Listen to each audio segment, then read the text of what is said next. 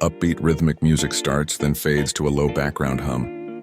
Imagine walking through a lush Indian forest, not with a shopping list, but with ancestral knowledge passed down through generations. Your supermarket isn't made of brick and mortar.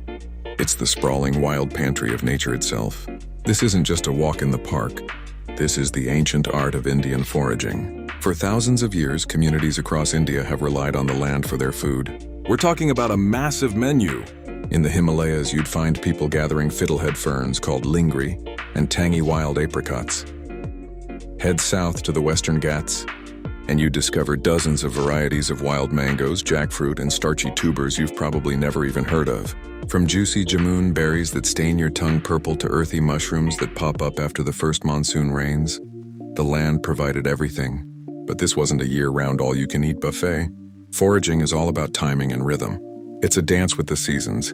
Summer brings a bounty of fruits and berries. The monsoon season is prime time for leafy greens, or sagi, and a huge variety of wild mushrooms. Then as winter approaches, the focus shifts to collecting nuts, seeds, and digging for roots and tubers that can be stored for the colder months. And you didn't just go out with your bare hands. The tools were simple but ingenious. A sharp sickle for cutting greens, a sturdy basket woven from bamboo to carry the harvest, and a small spade or digging stick to unearth delicious roots. The techniques were just as clever, passed down from mother to daughter, father to son, knowing exactly which leaf to pick, how to identify a poisonous look-alike, and where the best berry bushes were hidden. But foraging wasn't just about food for the stomach. It was also about medicine for the body. The forest was a living pharmacy. Adivasi, or tribal communities, are masters of this. They know that the neem tree is a powerful antiseptic, that turmeric root is a potent anti-inflammatory, and that the tulsi, or holy basil, can soothe a cough. This knowledge of medicinal plants is a priceless treasure. Crucially, this was all done with a deep respect for nature. Sustainability wasn't a modern buzzword, it was a way of life. You never took the whole plant, only what you needed. You'd leave plenty behind for animals and for the plant to regrow. Seeds from the best fruits were often replanted to ensure future harvests. This is a core principle. The forest provides for you, so you must protect the forest. Traditionally, there were often specific gender roles.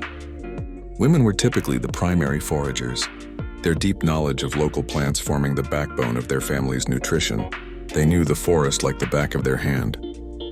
Men would often join for hunting or collecting things like wild honey, which could be a pretty risky business. And what about when the harvest was huge?